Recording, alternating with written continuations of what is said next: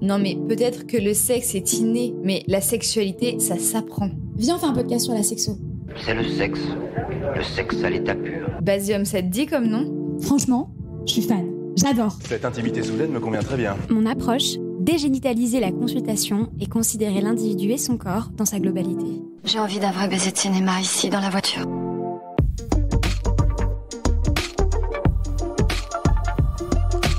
La sexualité, le sexe. On en fait toute une affaire et pour cause. Cela peut prendre plus ou moins de place dans nos vies. Cela peut être un véritable vecteur de bien-être et de confiance en soi, mais aussi parfois un poids à porter. C'est pour mieux comprendre la sexualité que nous avons voulu en faire notre métier. Quand je dis nous, c'est Diane et Margot. Nous sommes sexologues et avons décidé de sortir de notre cabinet pour ouvrir des voies, poser des questions, remettre en question et penser la sexualité autrement. Margot a une approche psychanalytique de la sexologie. Et Diane, une approche systémique, plus ancrée dans le présent. Parce que nous sommes persuadés que ces deux visions sont complémentaires, nous avons voulu unir nos voix pour vous proposer Basium. Ce podcast, on l'a imaginé grâce à vous, celles et ceux que nous accompagnons au quotidien et qui se sentent trop souvent seuls. Basium, conversation croisée, regard des professionnels que nous sommes et surtout, histoire de vie. Basium, ça veut dire embrasser, c'est l'action de donner un baiser. Et puis Basium, ça évoque les bases, la simplicité, les fondamentaux.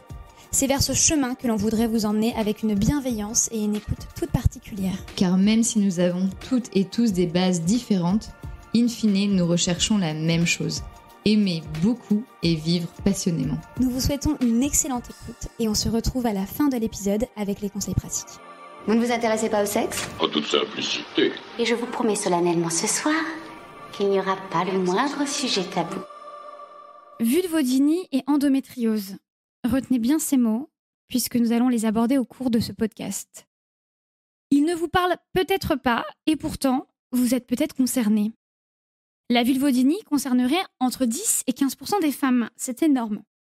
En quelques mots, comme le définit si bien le guide des pathologies vulvaires rédigé par Vulvae en collaboration avec Mia, la vulvodynie, c'est avoir mal à la vulve de manière répétée et prolongée dans le temps, sans pour autant observer quoi que ce soit à l'œil nu. Médicalement, on décrit ça comme un syndrome de douleur vulvaire chronique avec un examen clinique dit normal. Les douleurs décrites sont souvent des brûlures, mais pas uniquement. Il peut y avoir une sensation de pic à répétition, comme des coups d'aiguille ou des petites coupures, des démangeaisons aiguës ou encore une sensation de peau à vif et de tiraillement. L'endométriose, elle, concerne une femme sur 10 et il faut en moyenne 7 ans pour que la maladie soit diagnostiquée. Elle se caractérise par la présence de tissus semblables à l'endomètre en dehors de la cavité utérine. Pour info, l'endomètre, c'est une muqueuse qui tapisse l'intérieur de notre utérus. Et donc, on va retrouver ces tissus au niveau du pelvis, du péritoine, des ovaires, du vagin, des trompes, des ligaments utérosacrés, du rectum, de la vessie, des intestins. Ça, c'est la théorie. Mais en pratique, comment ça se passe ? Comment on vit en harmonie avec son corps ? Andrea a pris le micro courageusement pour venir nous expliquer comment elle a découvert la présence de ces maladies, mais aussi l'errance médicale qui en a suivi et l'impact sur la sexualité. Elle est venue nous délivrer un message positif, est venue vous donner des conseils et toutes ces petites choses, toutes les solutions qu'elle a mis en place pour s'en sortir. Alors merci Andrea pour ton témoignage. Je vous souhaite à toutes et à tous une très belle écoute.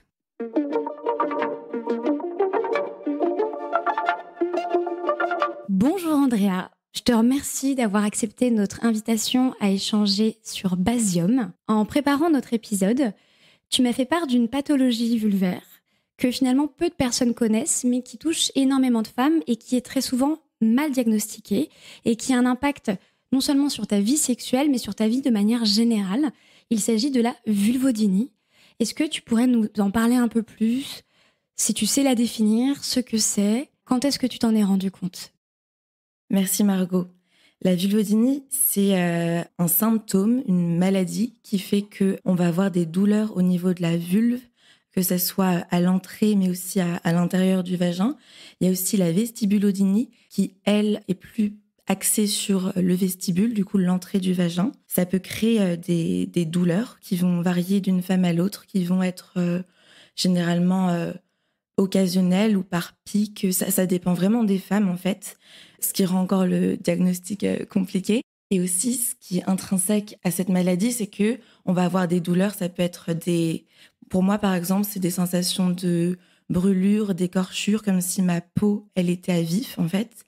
Lorsque je vais me toucher avec mon doigt et ma peau, elle va être toute douce, et ben, la sensation que je vais avoir, ça va être une sensation de douleur extrême, comme si, en fait, je le faisais pas avec mon doigt, mais avec un instrument de torture extrêmement pointu, alors que c'est pas du tout ça. Et en fait, c'est vraiment une bonne manière de définir cette maladie parce que ça touche vraiment au système de la douleur, en fait. Et il y a une hyper-attention, une hypersensibilité des nerfs au niveau de la vulve qui est faussée, en fait.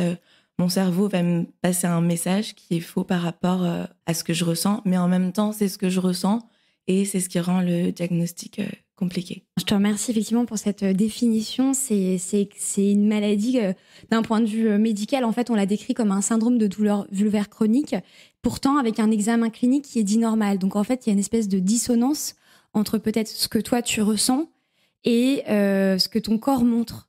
Et je voulais savoir comment ça s'est passé, comment tu t'en es rendu compte, parce que on va dire de façon très classique, les femmes sont des hystériques chez certains médecins. Hein, voilà, la douleur, c'est dans nos têtes, c'est bien connu. Comment t'as fait pour te rendre compte de ça ? T'as passé combien d'années à chercher l'origine et poser les mots sur ce que tu avais du coup ? Ah là là, des années, trop d'années. Bah déjà, les rapports sexuels, c'était compliqué. Pour moi, ils étaient souvent douloureux. Déjà, je ne trouvais pas ça normal, donc je me suis rendue chez mon gynécologue. Et à chaque fois que j'y allais, en fait, il me disait que j'avais des mycoses à répétition. Et c'est vrai que parfois, les douleurs qu'on peut avoir quand on a une vulvodynie, elles peuvent s'apparenter à celles qu'on a quand on a une mycose, dans le sens où il y a une gêne, ça fait mal, etc. Il peut aussi même y avoir des pertes blanches, mais ce n'est pas toujours une mycose. Il faut faire un test pour bien vérifier que c'est ça. Et moi, j'allais systématiquement prendre des ovules, mettre des crèmes, etc. Et en fait, ça a aggravé mon cas. J'ai changé de gynécologue à plusieurs reprises, etc. Et en fait, j'ai eu la chance, si je peux te dire ça comme ça, d'avoir une amie proche qui avait une vestibulodynite, elle, pour le coup.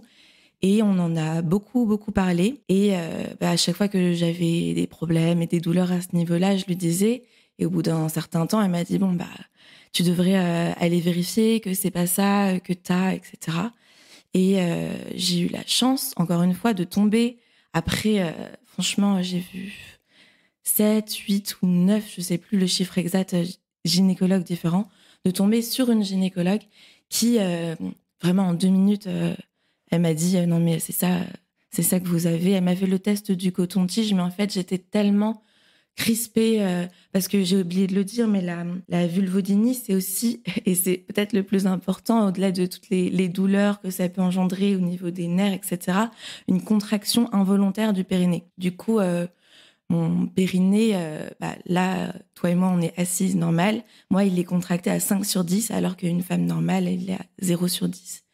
Et il faut que je fasse un effort. C'est un effort pour moi de me décontracter. Ah, c'est intéressant parce qu'effectivement, en fait, du coup, en fait, il semblerait peut-être que parfois, en fait, une vulvodynie peut entraîner sur un vaginisme, en fait, parce qu'à force d'être tellement stressée et avoir cette attention permanente sur ta vulve et donc du coup sur ce schéma de douleur, c'est quelque chose qui peut effectivement entraîner éventuellement d'autres pathologies et d'autres maladies comme le vaginisme, parce qu'effectivement, enfin, c'est pas normal d'avoir mal de toute façon. Combien de temps estimes-tu qu'il s'est passé entre le moment où tu as commencé à avoir des douleurs? Est-ce que c'est arrivé avant les premiers rapports sexuels? Est-ce que tu en avais, mettons, je sais pas moi, au moment de tes règles ou à d'autres périodes de ton cycle quand tu étais une jeune femme? Tu l'es toujours. Et le moment où il y a un diagnostic, parce que tu as dit que tu as vu 9 gynécos, j'imagine qu'à chaque fois, ils t'ont fait faire des batteries d'examens. Il s'est passé combien de temps à peu près? Alors moi, j'ai eu mon premier rapport sexuel un peu avant mes 17 ans. Aujourd'hui, j'en ai 28 et mon diagnostic de vulvodynie, je l'ai eu il y a 3 ans. Du coup, c'est très très récent et j'ai vécu ma sexualité un petit peu douloureusement parfois à cause de ça. Et ouais, c'était très long, très très long. Et ça, c'est que pour la vulvodynie, parce que il y a aussi l'endométriose, malheureusement. Ah bah justement, parlons-en de l'endométriose. Donc du coup, si je comprends bien, tu as de la vulvodynie couplée à de l'endométriose alors? Oui, c'est ça. Et du coup, j'ai eu mon diagnostic d'endométriose un peu au même moment que je l'ai eu pour la vulvodynie. Donc j'ai pu enclencher les accompagnements, etc., le suivi en même temps. Et du coup, l'endométriose, je l'ai depuis que j'ai mes règles. Du coup, depuis le collège, la 4e. Donc en fait, ça fait finalement, collège, on a quoi, 15 ans. Donc en fait, finalement, ça fait plus de 10 ans, 13 ans que tu as l'endométriose. Les premiers rapports sexuels, c'est 17 ans, donc 10 ans. Donc en fait, finalement, ça fait plus de 10 ans que tu vis avec ces deux pathologies, avec l'endométriose et la vulvodynie. Comment ça a influencé ta vie sexuelle ? Comment tu t'es sentie dans ton corps de femme ? Parce que c'est un rapport complexe, j'imagine, que tu as entretenu avec toute cette sphère, ton utérus, ton vagin, ta vulve. Enfin, comment tu as vécu tout ça ? Eh bien, je dirais que l'endométriose et la vulvodynie ont forcément eu un impact sur ma vie sexuelle. L'endométriose, au-delà de ma vie sexuelle, elle a un impact sur ma vie de manière générale parce que j'ai eu des douleurs très très fortes et à tel point que parfois j'arrivais pas à marcher. Donc, c'était plutôt centré sur les moments où j'avais mes règles. Donc là, forcément, je peux pas avoir de rapport sexuel, je peux rien faire. Et la vulvodynie, elle, c'était plus vicieux parce que c'est par crise. Du coup, il y a des moments où ça n'a aucun impact dans ma vie sexuelle et je peux avoir des rapports avec pénétration comme tout le monde. Et il y a d'autres moments où je suis en crise et là, c'est juste impossible. Même le simple frottement de mes vêtements me fait mal. Donc, je vais pas forcer pour faire l'amour. Et là, je le dis comme si c'était normal aujourd'hui, mais ça ne l'a pas toujours été. Et dans les débuts de ma sexualité, pour moi, c'était normal déjà qu'un rapport sexuel était forcément lié à la pénétration. Spoiler alert, non, ce n'est pas le cas. Et du coup, j'avais tendance à vouloir être normale, entre guillemets, donc je forçais la pénétration, ce qu'il ne faut absolument pas faire quand on est atteinte de cette maladie, parce que on force, on a mal, et en fait, on rentre dans ce cercle vicieux de douleur, quoi, et ça peut engendrer d'autres symptômes après par la suite, donc ne pas forcer. Et du coup, là, je me fais accompagner un sexologue et une kiné, et cet accompagnement m'a permis, et ça a mis du temps, ça a mis des mois, alors que je suis plutôt alerte sur ces sujets-là, féministe, déconstruite, à apprendre à ne pas me forcer à faire l'amour quand j'en ai pas envie, ou quand je sens que ça va me faire mal, parce que ce qui est dur aussi avec la vulvodynie, c'est que ça n'impacte pas forcément mon désir. Donc, je peux ressentir du désir très fort et avoir envie de faire l'amour, mais de pas pouvoir le faire. Ce qui peut engendrer pas mal de frustration.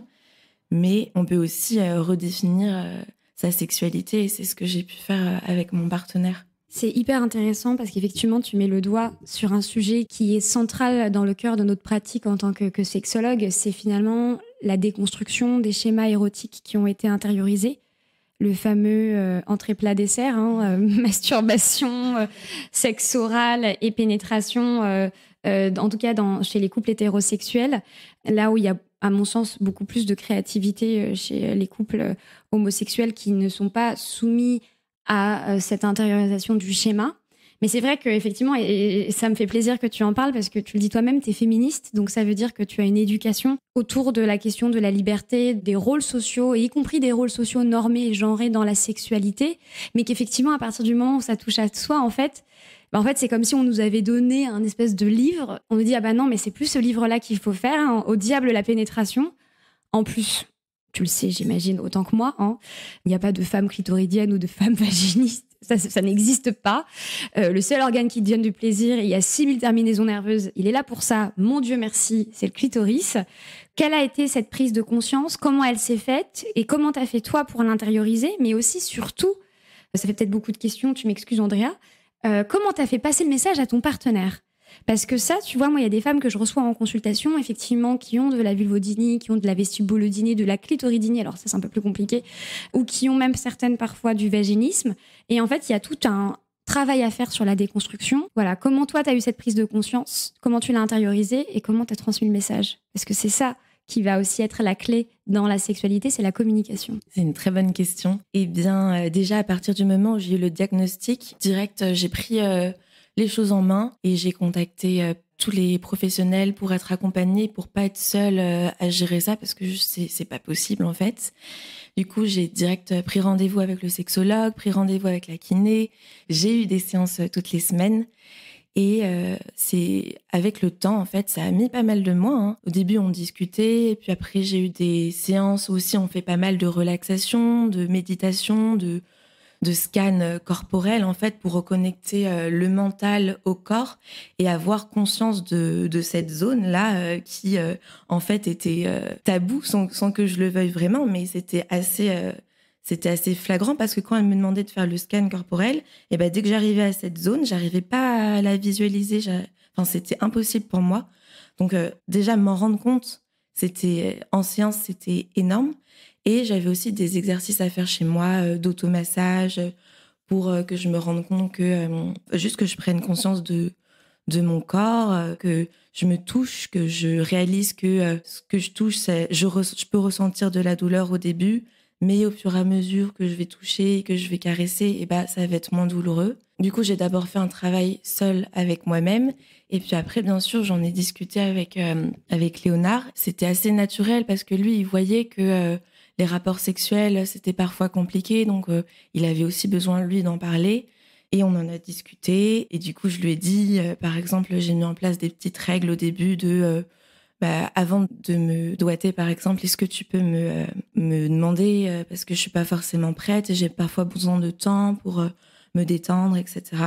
Du coup, là, c'est une nouvelle règle qu'on a pu mettre en place. Et aussi, on s'est dit, en fait, la pénétration, c'est pas automatique. Je peux pas la faire tout le temps. Et finalement, lui, ça lui allait très bien. Et du coup, on fait beaucoup l'amour sans pénétration. Et c'est très chouette. Je prends même plus de plaisir que ce que je peux prendre parfois par pénétration. Et c'est même lui qui en redemande aujourd'hui parce que pour lui, il y a aussi ce truc de la pénétration. Ça peut être aussi un poids pour les hommes de devoir bander, de devoir... c'est aussi un poids. Donc, lui aussi, c'est un poids en moi. Et finalement, depuis que j'ai eu mon diagnostic et depuis que j'ai pris conscience de tout ça et qu'on en a discuté et qu'on a réadapté un petit peu notre modèle sexuel, si je puis dire, on le vit beaucoup mieux, notre sexualité, et je prends énormément de plaisir. Du coup, il y a un peu un revers positif de cette maladie que j'ai pas encore soignée, mais qui a eu un impact positif dans ma sexualité et j'en suis plutôt contente. Écoute, moi je suis hyper contente parce qu'effectivement, non mais c'est chouette aussi et c'est l'objectif de ce podcast, c'est aussi de donner des solutions concrètes que je vais te demander. On va rentrer dans le détail. Mais c'est vrai, tu vois, quand tu parles de ce poids de la pénétration, et j'en profite parce que je sais que je suis avec une femme avertie et très déconstruite sur ces sujets, le poids de la pénétration, il n'est pas non plus que chez les femmes. Il est aussi chez les hommes parce qu'il y a une espèce de charge mentale et puis finalement, dans la conception que l'on a aujourd'hui du rapport sexuel, tout repose sur la pénétration finalement et sur l'érection en fait. C'est-à-dire que si tu as une sexualité hétéronormée, forcément... Ça fait du bien de dire ces mots-là. J'aime bien ce langage inclusif. Forcément, si l'homme n'est pas en érection, s'il ne bande pas, il n'y a pas de rapport sexuel. Et finalement, il y a beaucoup d'hommes en fait qui vont développer ce qu'on appelle, et des femmes aussi, mais une angoisse de la performance, ou pour peu qu'ils soient un peu fatigués ou qu'ils n'aient pas très envie, mais qu'ils se disent bon, j'y vais quand même.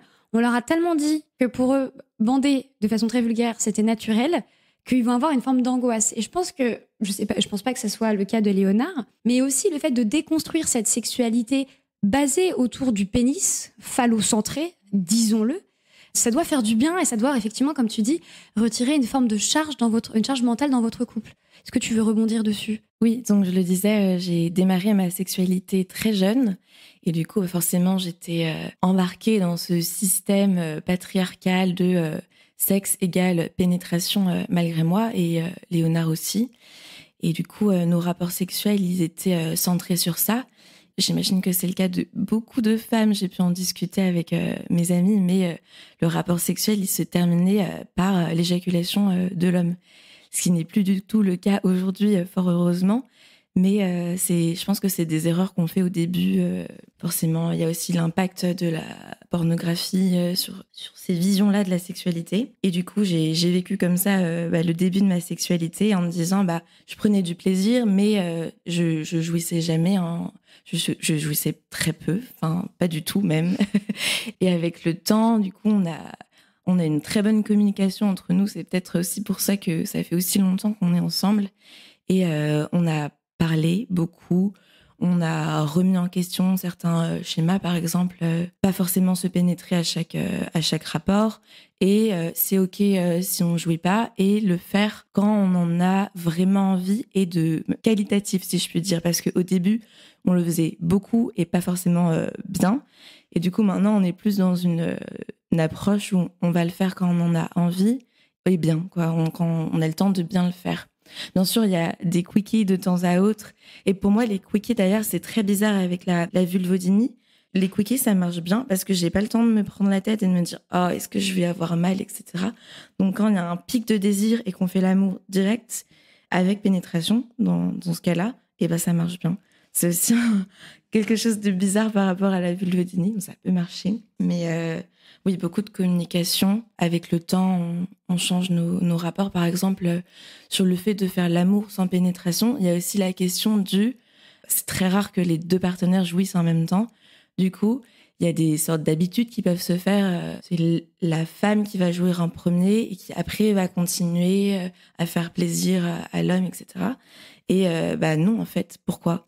Si j'ai envie de te faire jouir avant et de jouir après, faut aussi remettre constamment en question ce qu'on fait quotidiennement, parce que je pense qu'il y a des imbrications patriarcales qui ont des conséquences dans notre intime, qu'on le veuille ou non, et faut remettre tout ça en question pour pas que c'est d'impact, parce que la sexualité féministe, égalitaire, on y prend beaucoup plus de plaisir que tout le reste.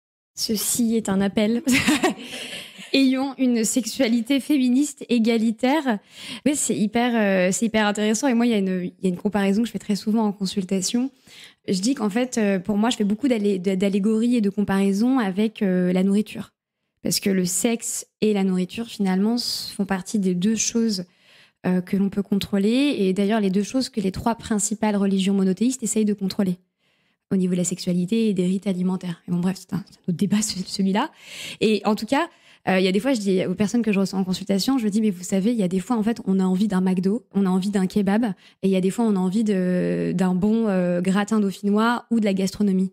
En fin de soirée, t'as plus envie de te manger un kebab quand tu sors de boîte plutôt que d'aller dans un 3 étoiles. Et il y a des moments pour tout. Et je pense effectivement avoir un regard décomplexé sur ses envies. Et ce qui est hyper intéressant chez toi, Andrea, j'aime beaucoup, c'est que tu dis ok, j'ai de la vulvodynie, ok, j'ai de l'endométriose, mais mon désir, il est encore là. Et c'est chouette. Parce qu'en fait, parfois, effectivement, en fait, la douleur est tellement présente qu'on va vous taire ce désir et on va croire qu'on n'a plus de libido. Mais je pense que finalement, parfois, on en a peur. Et qu'est-ce que tu fais, toi, pour entretenir ce désir ? Au niveau des pratiques, j'ai cru comprendre que vous aviez, du coup, du sexe oral. Est-ce que c'est autour du clitoris ? Donne-nous des clés. La France veut savoir. Oui, le désir est toujours là et c'est très important que tu mentionnes ça parce que ces maladies, elles peuvent avoir un impact sur la libido dans le sens où on va associer les rapports sexuels à la douleur et forcément, on va plus en avoir envie vu que pour nous, le rapport sexuel, c'est de douleur. Donc, mais moi, ça n'a pas trop d'impact sur mon désir. En tout cas, ça n'affecte pas ma vie de tous les jours à ce niveau-là. Je suis très amoureuse de Léonard. Donc forcément, ça a un impact pour moi. Le côté amoureux, intellectuel, ça joue sur mon désir. Et aussi le côté communication, consentement. Je trouve ça très, très sexy de parler de ça avec son partenaire. Et quand tu mets des bases saines comme ça dans ta sexualité et quand t'en as aussi dans ta relation de manière générale, t'es détendu. Et quand t'es détendu, tu ressens du désir aussi, tout simplement. Donc, ce qu'on fait concrètement pour se faire du bien, on fait beaucoup de simulations clitoridiennes, de sexe oral, compilées à un doigté, si je puis dire. Et on prend le temps, en fait, il n'y a pas de pression pour jouir, mais du coup, ça me fait beaucoup jouir à chaque rapport. Le fait de se dire qu'il n'y a pas la pression, et oui. Non, mais c'est hyper intéressant parce que finalement, moi, ce que je vois au gré des consultations et au gré des enregistrements pour Basium, c'est que quand je pose cette question, c'est des choses qui sont pas spécialement inhérentes à la sexualité. C'est-à-dire que toi, tu te sens pas pressurisé. Il y a la question du consentement qui est hyper centrale. Le consentement, c'est sexy. Et la question de la communication, parce qu'effectivement, un désir, quand on est pressurisé de manière générale, quand on est pressurisé au travail, c'est pas le moment où on va avoir envie de s'envoyer en l'air. Pareil dans la vie sexuelle. Si on a un ou une partenaire qui vient nous voir et qui nous toque à la porte tous les 4 matins en nous disant « Eh, salut, j'ai envie de toi », on va se sentir oppressé, un peu comme les enfants, en fait. Plus tu leur demandes un truc, et moins ils en ont envie. Et ton discours est hyper important en disant communication, consentement, c'est la base. Il y a aussi un point important que j'ai découvert avec mon sexologue.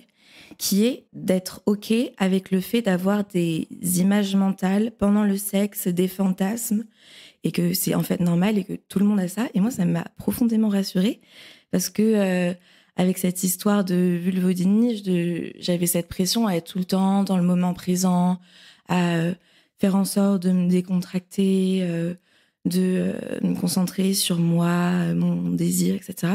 Et en fait, souvent, pendant le rapport sexuel, moi, j'ai besoin de me créer un fantasme, un scénario, une image mentale. Et maintenant, j'ai plus de mal à rentrer dedans, mais vraiment à fond, et même d'en discuter avec mon partenaire et qu'on s'invente tous les deux des scénarios imaginaires, sexuels, où on est ailleurs, où on est avec d'autres personnes ou dans un autre contexte, etc. Et ça contribue aussi énormément au fait que je vis ma sexualité pleinement aujourd'hui, vu que je me laisse porter dans un scénario et ça me met complètement dans le moment et dans le mood. Ouais, c'est hyper intéressant parce que, comme tu dis, effectivement, c'est l'imaginaire érotique. Et en plus, il y a des personnes qui culpabilisent d'être en couple et de fantasmer sur un scénario, ou alors quand on a des convictions féministes, d'avoir des fantasmes de soumission. Je sais pas si c'est ton cas et c'est peut-être pas la question, mais tu vois, de se dire, c'est totalement OK. Et puis d'ailleurs, il faut le savoir, en fait, il y a 2 organes qui sont très érotiques. Il y a la peau et le cerveau. Ce que je dis très souvent en consultation, je leur dis, mais si vous ne stimulez pas un minimum votre créativité érotique, ça sert à rien en fait. Parce qu'il y a des personnes qui vont essayer de se masturber, mais qui vont penser à rien. Bah ouais, mais bon, c'est comme chauffer à blanc. Alors, c'est le moment un peu biologie. Oui, chauffer à blanc, je pense que j'aurais pu faire mieux comme expression. C'est le moment biologie. Il faut savoir que dans l'embryogenèse, donc lorsqu'il y a le développement de l'embryon après la rencontre de la gamète mâle et la gamète femelle, en fait, il va y avoir les cellules et le futur corps qui va se développer sous 3 groupes cellulaires. Et le premier groupe cellulaire est composé du cerveau et de la peau. Donc en fait, il va y avoir, alors c'est pas ce qu'on appelle la peau aujourd'hui, mais il va y avoir une espèce de première couche fine. De là, va y avoir le cerveau qui va venir, ainsi de suite. Et les deux vont se nourrir ensemble. Et c'est pour ça d'ailleurs qu'à la naissance d'un bébé, le peau à peau est extrêmement important, puisque c'est le premier sens qu'il a développé in utero, qui est le toucher. Et donc, ce que tu dis, ça abonde totalement dans ce sens-là, à savoir que il faut qu'on prenne soin de notre cerveau, il faut qu'on prenne soin de nos fantasmes. C'est OK de fantasmer sur pas que son partenaire, c'est pas tromper. Je sais pas ce que t'en penses, mais enfin voilà, moi c'est mon regard de sexologue. Quel est ton regard à toi ? Pour moi, le fantasme, c'est synonyme de liberté, dans le sens où on peut se laisser aller où on veut aller et sans se sentir jugé. Et oui, en effet, je disais, je suis depuis 12 ans avec mon compagnon, très amoureuse, mais ça n'empêche que je peux fantasmer sur d'autres personnes, qui plus est avec lui. Et lui peut tout à fait fantasmer sur d'autres personnes aussi, sans pour autant qu'on soit en couple libre. Et c'est OK en fait, et c'est normal, j'ai envie de dire. Et ça serait faux et hypocrite de se dire que c'est pas le cas sur toutes ces années. Et c'est normal qu'on ressente du désir pour d'autres personnes. Et c'est encore mieux de pouvoir le désirer à deux. Avant que je te pose la question finale, qui est la question signature du podcast, est-ce que tu aurais des choses que tu as envie de dire, des messages à faire passer ? Oui, je voulais juste vous partager un moment lors d'une séance avec ma kiné qui m'a beaucoup marquée, et ça a contribué à justement... C'était une des étapes qui a fait que j'ai commencé à prendre conscience et puis à redéfinir ma sexualité avec mon partenaire. C'était que, en fait, quand on a mal dans la zone de la vulve, on a tendance à en faire tout un plat, et ça impacte vraiment tout notre quotidien, toute notre vie. On va y penser tout le temps. Quand on est en crise, on va passer une mauvaise journée, ça va avoir un impact sur tout. Mais quand on a mal, quand on se fait une écorchure sur la main, on n'en fait pas tout un plat et on va pas aller titiller la zone et s'enfoncer des choses dans la plaie.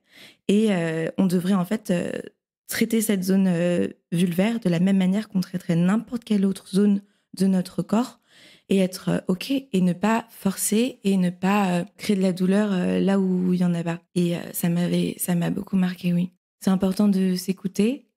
Et d'écouter l'autre, bien sûr, mais de s'écouter soi-même d'abord. Et si vous ressentez ce genre de symptômes, n'hésitez pas à consulter un ou une gynécologue qui est sensibilisée à cette question et à vous faire accompagner parce que c'est pas fatal, vous pouvez en guérir. Par exemple, l'amie dont je vous parlais au début, elle a été guérie au bout de quelques semaines.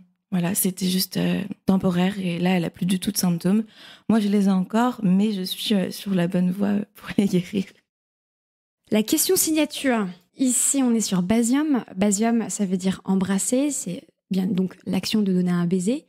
Mais Basium, avec Diane, ma co-hôte, sexologue, ça nous évoque les bases, la simplicité et finalement les fondamentaux. Et donc du coup, on voulait savoir, pour toi, c'est quoi les bases de ta sexualité ? C'est une très bonne question parce que la base de ma sexualité aujourd'hui, c'est plus du tout la même que celle lorsque j'ai démarré ma vie sexuelle. Et je pense que elle est aussi amenée à évoluer avec le temps. Celle que j'ai aujourd'hui, ça sera pas forcément la même que j'aurai demain. La base de ma sexualité aujourd'hui, je dirais que c'est un subtil mélange entre la communication et le consentement. La communication, parce qu'il faut bien communiquer avec son partenaire sur ses envies, ses désirs, ses symptômes et le consentement avec son partenaire déjà dans le sens où on peut avoir envie, pas envie, vouloir de faire telle pratique, pas telle pratique et aussi le consentement avec soi-même tout simplement. Est-ce que je ressens du désir pour ci, pour ça, est-ce que j'ai envie de faire ça?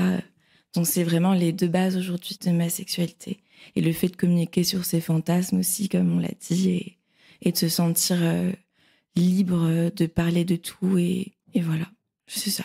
Juste ça, et pourtant, mon Dieu, c'est un grand sujet. Donc, communication et consentement, écoute, c'est noté. Un grand merci pour nous avoir parlé de ça. C'est un exercice qui n'est pas facile. On a toujours tendance à avoir une image très idéalisée de la sexualité et on ne parle jamais des pathologies vulvaires, on ne parle jamais de l'endométriose et de l'impact que ça a comme une forme de tabou. Andrea, tu as eu ce courage de venir briser ce tabou et on est très fiers et très heureuse de t'avoir vue. Donc merci, merci.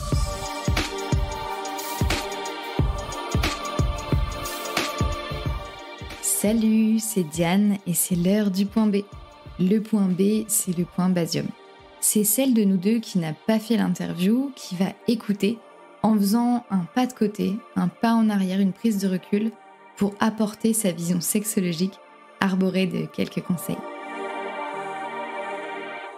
C'est avec beaucoup de douceur qu'Andrea a pris la parole dans cet épisode sur un sujet qu'on n'adresse pas, ou bien trop peu, les douleurs et les pathologies vulvaires. Il faut savoir que plus de 30% des femmes vont connaître des douleurs au moins une fois dans leur vie, qu'elles soient chroniques ou non.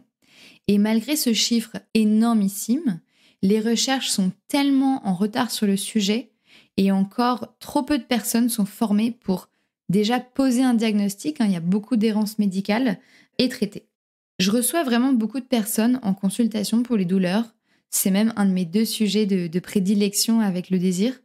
Et voici quelques conseils pour réagir quand on a des douleurs. Conseil numéro 1, s'informer et se renseigner avec les symptômes ressentis et que l'on peut ou non voir à l'œil nu.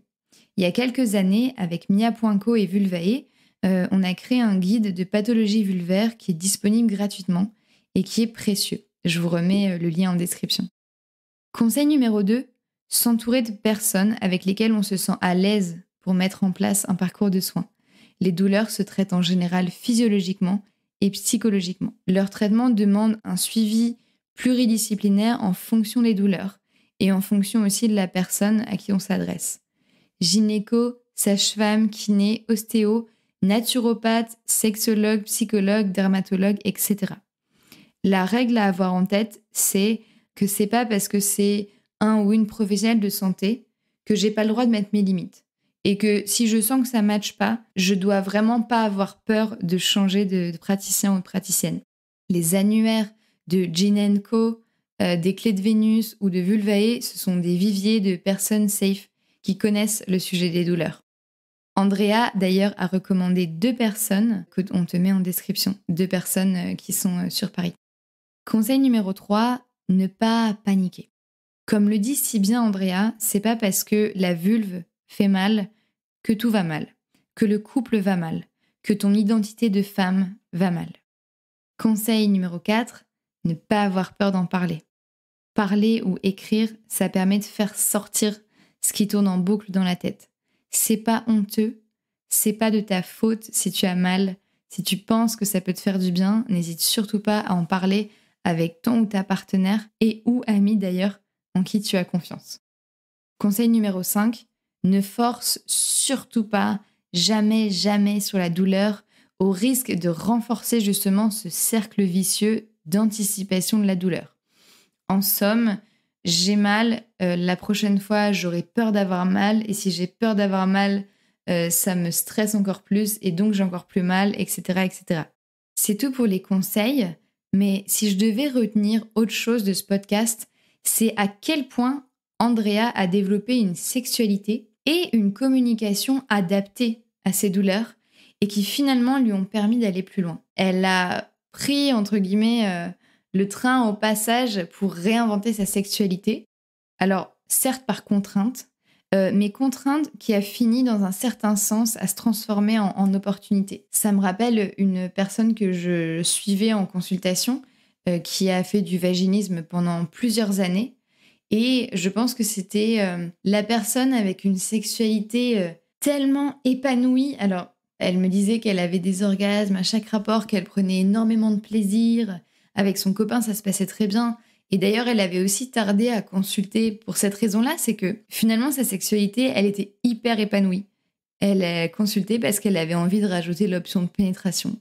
Donc vraiment, ça peut se transformer en opportunité, surtout quand on sait que le plaisir féminin, il est quand même loin de passer uniquement ou du moins majoritairement par la pénétration. TMTC, le clito. En tout cas, Andrea a aussi recommandé 2 livres qui l'a aidé justement à se réinventer. C'est le livre de Slow Sex par Jean-François et Anne Descombes, ainsi que le fameux livre de Jouissance Club de June Pla qu'on ne présente plus. C'est tout pour le point B du jour. N'hésitez surtout pas à donner votre avis dans les commentaires ou les MP sur Instagram @basium.podcast et surtout, prenez grand soin de vous. Notre épisode touche à sa fin. Et que dire si ce n'est merci. Merci de nous avoir écoutés. Ensemble, nous en sommes sûrs, on va continuer de faire bouger les lignes vers une sexualité libre et apaisée. Tout ce contenu est gratuit et pourra le rester grâce à vous. Donc pour nous soutenir, pensez à noter cet épisode sur la plateforme d'écoute que vous utilisez et à laisser des commentaires et surtout à le partager. On vous dit à très bientôt pour de nouvelles conversations croisées.